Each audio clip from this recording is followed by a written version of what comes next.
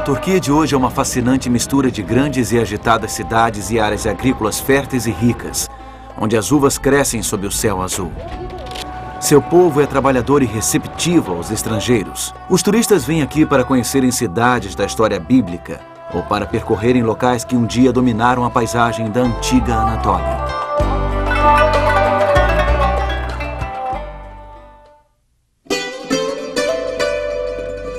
O apóstolo João passou seus últimos anos em uma ilha rochosa, não muito longe das margens ocidentais da Turquia. Desta ilha, ele escreveu aos novos cristãos de 7 grandes centros. Muitos estavam sofrendo perseguição e opressão por parte do Império Romano.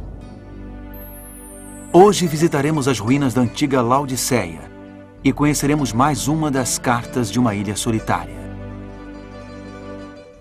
Nós viemos até a cidade de Istambul e ao Grande Bazar, seguindo uma série de cartas enviadas a esta parte do mundo, então chamada de Ásia Menor. Foi uma carta enviada pelo grande médico, oferecendo cura para as aflições da alma. E o que ele recomenda às pessoas que estão passando por desânimo espiritual é que comprem à vontade um tipo muito especial de mercadoria. Hoje descobriremos que tipo de mercadoria pode nos resgatar.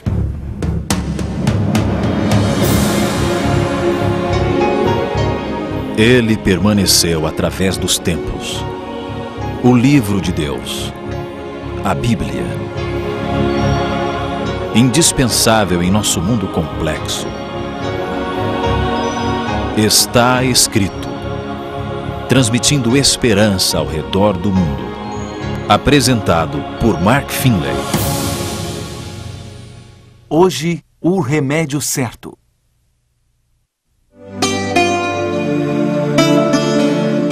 No livro do Apocalipse, encontramos esta série de mensagens enviadas por Jesus Cristo e registradas pelo apóstolo João, aqui na ilha de Patmos. João teve uma visão do próprio Jesus enquanto era prisioneiro do Império Romano. Essas cartas foram dirigidas a 7 igrejas na parte ocidental do que hoje é a Turquia. A última carta foi para a cidade de Laodiceia. Não resta muita coisa de Laodiceia hoje em dia, mas Laodiceia deve ter sido uma cidade e tanto. Era um importante centro comercial e bancário na Ásia Menor. A cidade ficou tão rica que, quando foi destruída por um terremoto no ano de 60 d.C., seus cidadãos recusaram a ajuda romana e a reconstruíram com recursos próprios. A carta em Apocalipse, enviada por João a esta próspera cidade, chegou aqui quando ela estava em processo de reconstrução. A cidade só se transformou em ruínas mais tarde, quando os turcos otomanos a destruíram no século XIII. Eu estou sentado aqui em um antigo aqueduto romano em Hierópolis, cruzando o vale de Laodiceia. Vamos observar com atenção o que esta carta diz, porque ela aborda um problema espiritual, um tormento da alma que aflige quase todos nós em algum momento de nossa vida. Ela se encontra no 3º capítulo do Apocalipse. A carta começa com o diagnóstico do problema. Isto é o que o grande médico observa em Laodiceia. Em Apocalipse capítulo 3, e versículos 15 e 16. Conheço as tuas obras, que nem és frio nem quente. Quem dera fosses frio ou quente. Assim, porque és morno e nem és quente nem frio, estou a ponto de vomitar-te da minha boca. Jesus Cristo usa uma metáfora para descrever um problema espiritual. Água morna. Água que não é quente nem fria. Não é quente o suficiente para oferecer um bom banho. E não é frio o suficiente para ser agradável de beber.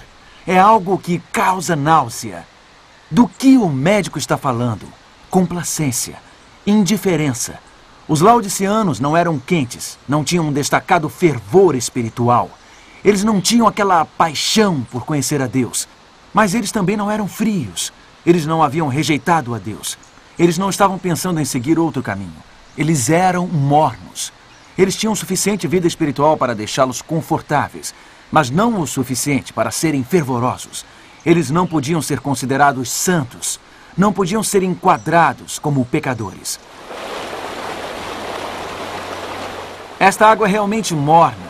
Há um motivo para Jesus ter escolhido a metáfora da água morna. A cidade de Laodiceia não possuía abastecimento de água local, nenhum córrego de águas límpidas, nenhum manancial. A água tinha de ser trazida por meio de aquedutos. Uma cidade próxima rival, no entanto, tinha uma fonte de água que a tornou famosa por toda a Ásia Menor. Era um lugar chamado Hierópolis, muito visitado pelos cidadãos de Laodiceia. Hierópolis possuía uma série de fontes de águas termais ricas em minerais especiais. É possível visitá-las hoje. A água aqui, rica em sais de cálcio, deixava depósitos brancos conforme descia pelas encostas. Estes depósitos de formas peculiares são chamados travertinos. Hoje o local se chama Pamukkale, que significa castelo de algodão, e é um ponto turístico muito visitado. Hierópolis transformou-se em um verdadeiro spa de saúde nos tempos antigos. Pessoas com todos os tipos de males vinham até estas fontes minerais em busca de cura. Parecia haver algo mágico neste lugar. As águas quentes e calmantes de Hierópolis ofereciam aos aflitos um pedacinho do céu. Puxa, é quentinha mesmo e é muito agradável. Este é um incrível anfiteatro aqui em Laodiceia. Em noites quentes de verão, mais de 20 mil pessoas lotavam o local para assistir a uma peça ou ouvir um concerto. Podiam olhar ao longo do vale e ver Hierópolis com suas fontes de águas termais. A água que vinha de Hierópolis para Laodiceia, através de aquedutos, não chegava quente. A aparentemente miraculosa água mineral transformava-se em algo morno que dava vontade de cuspir fora da boca. E as águas de uma fonte fresca e límpida, ao atravessarem os aquedutos debaixo do sol, perdiam sua temperatura refrescante também. Nem quente, nem fria. Os crentes em Laodiceia se tornaram acomodados e autossuficientes. Eles não achavam que precisavam de uma visita do médico divino. E então Cristo teve de usar uma imagem impactante para tentar despertá-los, para fazê-los enxergar seu tormento, sua doença. Ele disse: "Vocês acham que tudo está bem, mas na verdade vocês se tornaram algo que tenho vontade de cuspir fora da boca. Sejam quentes ou sejam frios. Sejam uma coisa ou sejam outra. Mas, por favor, não sejam mornos e indiferentes." Em Apocalipse capítulo 3, podemos ver que Jesus foi um pouco mais a fundo em seu diagnóstico. Ele definiu a doença em detalhes. Veja no versículo 17. "Pois dizes, estou rico e abastado, e não preciso de coisa alguma, e nem sabes que tu és infeliz, sim, miserável, pobre, cego e nu." Eu sou rico e não preciso de nada. Era assim que os laodiceanos pensavam. Era isso que eles diziam a si mesmos. Evidentemente, os cristãos nesta cidade participavam da prosperidade geral. Eles não estavam sofrendo discriminação, não estavam sofrendo perseguição. Isso era muito bom. Mas os laodiceanos também não sentiam-se empolgados com o evangelho. Não era relevante para eles. A boa nova de Jesus Cristo havia se tornado algo comum. O materialismo estava começando a entorpecer os seus sentidos. A agitação da vida diária estava começando a neutralizar seus valores espirituais. À primeira vista, viver confortavelmente não parece uma coisa tão terrível. Achamos não ser algo perigoso. Não posso satisfazer os meus desejos? O que há de errado em estar bem financeiramente? O que há de errado em se alegrar com o que você conquista? A resposta é absolutamente nada, a não ser quando você é pobre, cego e nu e nem se dá conta disso. O problema é quando você está passando fome, mas acha que está saciado. O problema é quando está cego, mas acha que enxerga. Para entender o dilema que essas pessoas em Laodiceia enfrentavam, vou levá-lo a um dos lugares mais confortáveis do mundo. Um dos mais sofisticados lugares da Terra.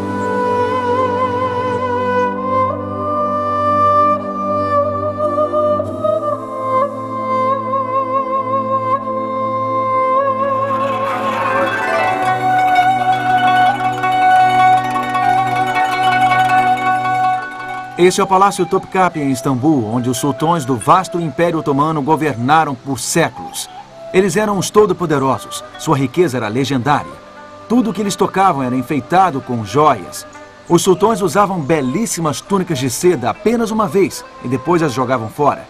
Um banquete de gala exigiria 50 pratos diferentes, servidos em uma mesa de prata sólida. No interior do palácio, depois de passar por vários jardins internos, ficava o harém real. Centenas de lindas mulheres eram cuidadas e enfeitadas, enquanto aguardavam serem chamadas para satisfazerem ao sultão. Agora estamos nos aposentos do harém do sultão. Em um lugar imensamente confortável como este, havia muitos rivais ao trono, muitas batalhas pelo poder. Um certo sultão dormia em uma câmara diferente do palácio cada noite para evitar ser assassinado.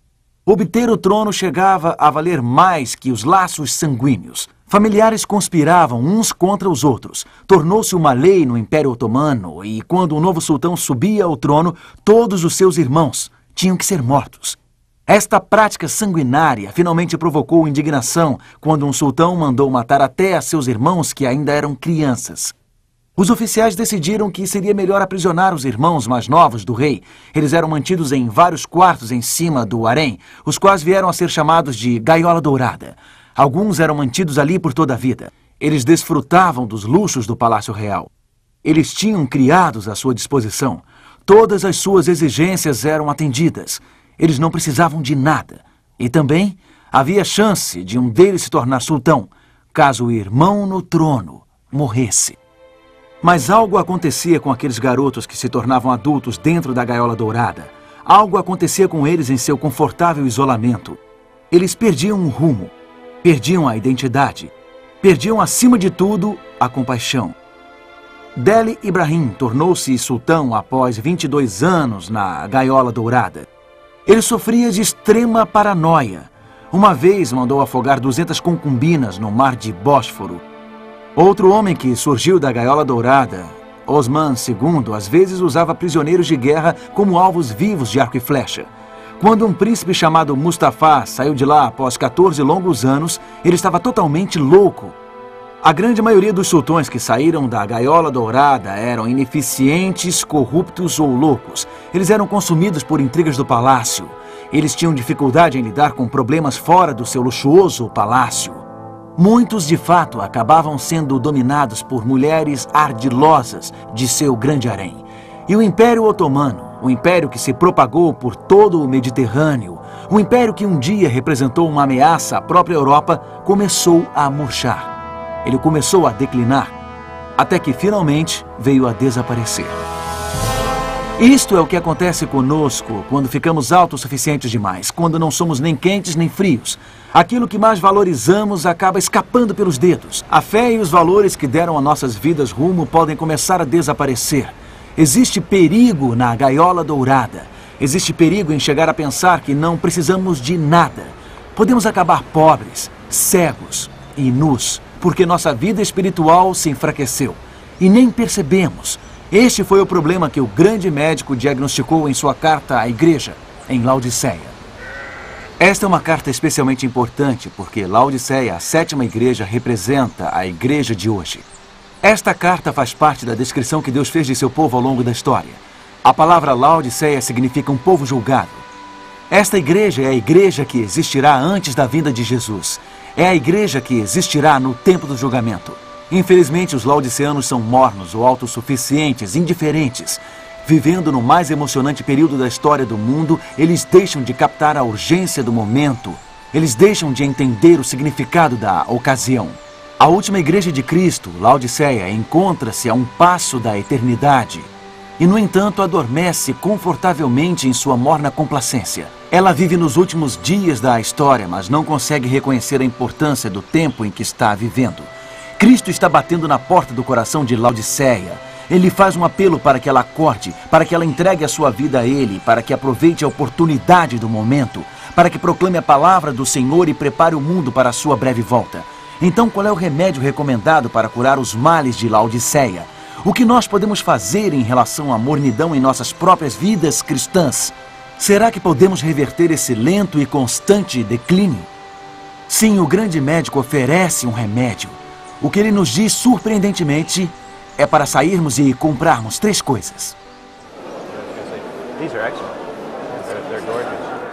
Ir às compras não é a primeira coisa que vem à mente quando pensamos em remédios espirituais. Ainda que seja comum irmos ao shopping para curar a tristeza.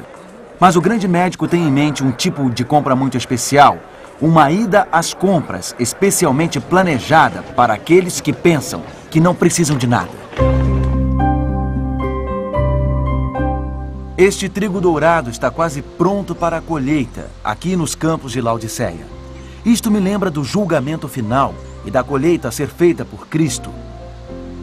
Faz-me lembrar também de uma prescrição que o próprio Jesus Cristo deu no capítulo 3 do livro do Apocalipse, no verso 18. Aconselho-te que de mim compres ouro refinado pelo fogo para te enriqueceres, vestiduras brancas para te vestires, a fim de que não seja manifesta a vergonha da tua nudez, e colírio para ungires os olhos, a fim de que vejam. Esta é a prescrição para aqueles que são pobres, cegos e nus e não sabem. Esta prescrição é para os mornos. Ela nos mostra uma saída para a letargia espiritual. Ela nos mostra como almas adormecidas podem ser reavivadas. Portanto, esses itens que Jesus pede que compremos devem ser, de fato, remédios poderosos. Eles devem ser potentes. Vejamos exatamente o que o grande médico quis dizer com esse ouro, essas vestiduras brancas e esse colírio. Jesus diz em primeiro lugar, compres de mim ouro refinado pelo fogo.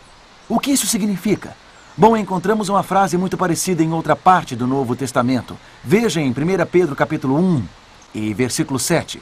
O apóstolo ora pelos crentes, para que, uma vez confirmado o valor da vossa fé, muito mais preciosa do que o ouro perecível, mesmo apurado por fogo, redundem em louvor, glória e honra na revelação de Jesus Cristo. Pedro compara a fé sendo provada ao ouro sendo refinado no fogo. E ele acrescenta que a fé é muito mais valiosa do que o ouro porque ela não perece. Pedro está dizendo que a fé é uma qualidade inestimável que merece ser desenvolvida. Ela deve ser refinada. E é isso que Jesus está conclamando os autossuficientes comprarem. Invista na fé. Invista na confiança. Quando nos sentimos muito confortáveis e só pensamos em nós mesmos, quando vivemos cercados por confortos materiais, é fácil começar a pensar na fé como algo muito intangível. Ao termos muitas coisas tangíveis, coisas que consideramos como prosperidade, bênçãos materiais, podemos achar que não precisamos tanto assim de fé. Deixamos de transpor as coisas humanas em busca do divino, de transpor as fronteiras da segurança, de nos arriscar. Deixamos de orar, de estudar a Bíblia, de lutar por Deus, de aprofundar nossos valores espirituais.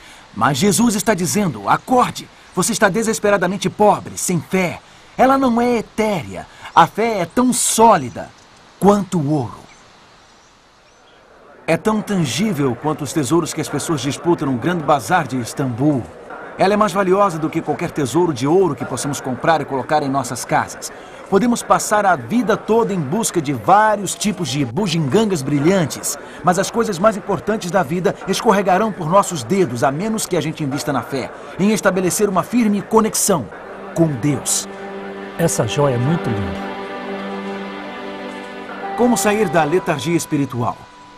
Primeiro, dê um passo em direção da fé. Transponha as fronteiras do seu conformismo. Assuma um novo desafio em nome de Jesus. Agora vamos ver a segunda coisa que o grande médico prescreve. Vestiduras brancas. Precisamos vestir nossa nudez com vestiduras brancas. O que isso significa? Esta mesma imagem aparece em Apocalipse capítulo 7. João descreve uma cena gloriosa no céu. Um grande grupo de indivíduos redimidos estão animados, louvando a Deus. E João vê que todos eles estão vestidos de vestiduras brancas. Alguém explica em Apocalipse capítulo 7 e versículo 14. Estes são os que vêm da grande tribulação. Lavaram suas vestiduras e as alvejaram no sangue do Cordeiro. No Novo Testamento, as vestiduras brancas são um símbolo da justiça, de aceitação diante de Deus. Essas vestiduras ficaram brancas pelo sangue do Cordeiro, Jesus Cristo. Em outras palavras, os seres humanos pecadores são declarados justos quando aceitam o que Jesus fez na cruz por eles, quando aceitam sua vida perfeita, derramada por eles, como uma expiação pelo pecado. É assim que somos justificados perante um Deus santo. É assim que somos declarados justos perante um Deus santo. Então o que Jesus está dizendo aos autossuficientes é para comprarem esta vestidura branca para cobrir sua nudez. Os mornos esqueceram-se da gloriosa boa nova. Eles tinham se esquecido do quanto eles precisam de um Salvador. Eles tinham se esquecido do preço para resgatar-nos da tragédia do pecado. Nós perdemos o vigor na vida espiritual. Nos tornamos mornos quando nos esquecemos de como fomos justificados diante de Deus. Isto começa a parecer abstrato e distante. Mas o que Jesus nos diz é que este evangelho é tão básico quanto o vestuário, tão básico quanto a camisa que usamos. Estamos nus e precisamos ser cobertos. A vestidura branca que Jesus nos oferece, sua justiça, é essencial para a nossa segurança. Como sair da letargia espiritual? Valorize esta graça tão cara. Não considere algo comum. Perceba o quanto você necessita da graça que vem através da cruz. Agora vamos examinar mais uma coisa que o grande médico prescreve. Ele conclama os autossuficientes a adquirirem também um colírio para ungires os olhos a fim de que vejas. A que ele está se referindo? No Novo Testamento é o Espírito Santo que costuma ser indicado como aquele que abre os olhos do homem, que nos ajuda a entender. O próprio Jesus fez esta promessa aos seus seguidores em João capítulo 16 e versículo 13. Quando vier, porém, o Espírito da verdade, ele vos guiará a toda a verdade. É o Espírito que ilumina, é o Espírito que convence. Jesus está dizendo aos autossuficientes: vocês precisam do Espírito Santo, precisam ser iluminados pelo Espírito Santo. Acham que enxergam, mas na verdade são cegos. É fácil deixarmos de enxergar quando estamos confortáveis. É fácil dizermos a nós mesmos pequenas mentiras e sairmos impunes. E quando achamos que não precisamos de nada, é fácil pensar no Espírito Santo como um acessório. O que Jesus está dizendo é que o Espírito Santo é tão necessário quanto enxergar. Ele faz parte do remédio essencial para nossas almas. Mais importante que qualquer unguento que possamos encontrar em uma loja exótica. Mais importante do que qualquer remédio que nos prometa uma visão perfeita. O Espírito Santo é aquele que pode nos fazer enxergar dentro de nossos corações. Esta é a prescrição do grande médico. Uma prescrição para a letargia espiritual. Temos que perceber que a fé é tão sólida quanto o ouro. Nós temos que valorizar o fato de que o ato salvador de Cristo é tão básico quanto o vestuário. Precisamos saber que o Espírito Santo é tão necessário quanto a visão. Estas mercadorias vão nos despertar e revigorar nossa alma. Os remédios de Cristo são mais poderosos do que qualquer coisa que o povo da Ásia Menor encontrava quando vinha até Hierópolis. É mais potente do que qualquer componente dessas águas minerais. O remédio de Cristo penetra profundamente em nosso ser. E tem mais um fato maravilhoso que você precisa saber sobre a prescrição de Cristo. Encontramos o remédio de Jesus aqui entre as ruínas de Laodiceia. Ouça a parte final de sua mensagem à igreja em Laodiceia, encontrada em Apocalipse capítulo 3 e verso 20. Eis que estou à porta e bato. Se alguém ouvir a minha voz e abrir a porta, entrarei em sua casa e cearei com ele e ele comigo. Estas são boas novas realmente. Este médico atende a domicílio. Ele não apenas anuncia a sua grande prescrição, ele a leva até nós. Ele está à nossa porta. Ele está batendo. Podemos dizer que este médico está trazendo um completo spa de saúde à nossa porta. Ele traz as mercadorias que vão nos curar. Ele traz o ouro, as vestiduras brancas e o colírio até a nossa porta. Não será hora de você abrir-lhe a porta? Não será hora de sentar e conversar com Jesus? Não será hora de fazer um jantar entre amigos com ele? De passar tempo com ele? Você tem investido a sua vida em tantas outras coisas. Que tal investir no relacionamento mais importante? No relacionamento capaz de revigorar a sua alma adormecida? Cristo está esperando. Cristo está batendo. Do mesmo modo que a água da chuva regou as colinas de Laodiceia hoje. Jesus quer regar as nossas próprias almas. Basta só que aceitemos. Neste momento, enquanto Jesus está à porta do seu coração batendo, cabe a você convidá-lo a entrar. Quer fazer isso? Quer fazer este acordo com ele? Quer permitir que ele lhe traga vida espiritual que lá no fundo você está desejando? Por que não fazer isso agora mesmo enquanto oramos? Querido Pai, recorremos a Ti porque uma letargia espiritual se abateu sobre nós, porque perdemos aquele fervor que costumávamos ter. Chegamos a Ti reconhecendo a nossa necessidade. Precisamos do Teu ouro para a nossa pobreza. Precisamos da Tua vestidura branca para a nossa nudez. Precisamos do Teu colírio para a nossa cegueira. Neste momento abrimos a porta do nosso coração a Ti, Senhor. Por favor, entre. Por favor, sinta-se à vontade. Sinta-se o nosso Salvador. Entre em nosso coração, mude a nossa vida, transforme tudo o que precisa ser mudado em nós. Pedimos isto em nome de Jesus. Amém.